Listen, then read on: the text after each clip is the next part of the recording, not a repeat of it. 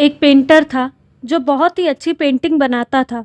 एक बार उस पेंटर ने ऐसी पेंटिंग बनाई जिसके बाद उसे लगने लगा था कि यह पेंटिंग उसकी ज़िंदगी की सबसे अच्छी पेंटिंग बनी है, जिसमें कोई भी गलती नहीं थी।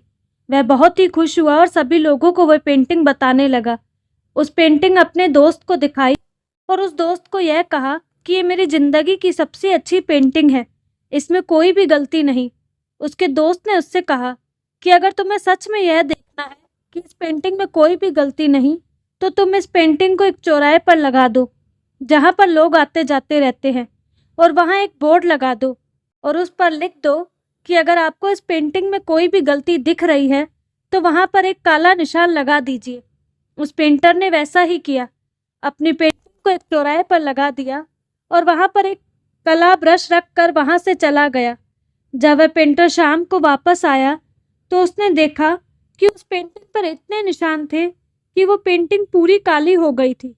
वो पेंटर रोते हुए अपने उसी दोस्त के पास गया और उसको सारी बात बताई और लगा कि मुझे तो लगता है कि इस पेंटिंग में कोई भी गलती नहीं, लेकिन लोगों ने तो उसमें बहुत सारी गलतियां निकाल ली।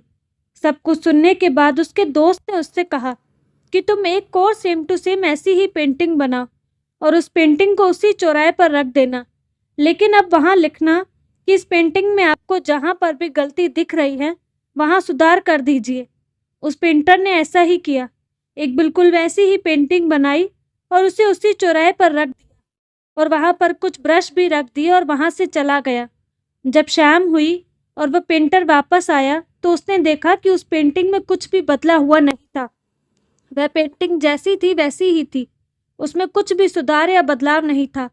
पेंटर यह देखकर हैरान हो गया और अपने दोस्त को सारी बात बताई।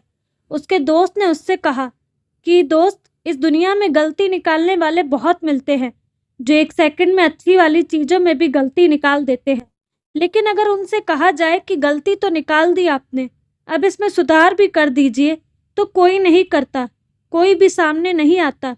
इसलिए हमें लोगों की बातों पर ध्यान नहीं देना चाहिए। दोस्तों, कहानी अच्छी लगी हो तो मेरे चैनल को सब्सक्राइब जरूर करें। धन्यवाद।